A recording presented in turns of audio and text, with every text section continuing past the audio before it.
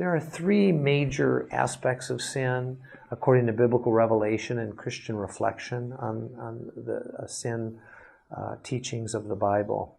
The most foundational and the most unique is teaching on original sin, what Augustine and others have called original sin. It's the sin condition that humans are born in. No other religion has such a doctrine as Christianity does. It's one reason secularists would consider Christianity to be too pessimistic, but it's really the most realistic about our human condition, because what we find is that humans have a deep disposition of being alienated from God and resistant to God. And it's why we need a Savior and not just a teacher like Aristotle, who can just help us become more moral. No, we need a Savior, someone who can free us from our sin.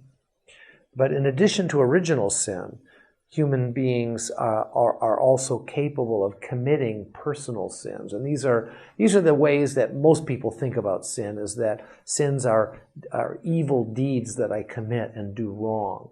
And they are an important part of biblical teaching about sin. But we also want to think of them as a sign of original sin.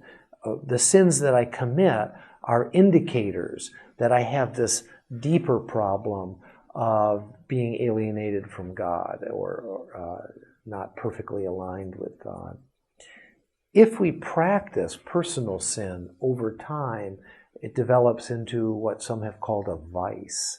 And this is where a sin disposition becomes woven into our character, so that we tend to sin in a certain habitual way again and again.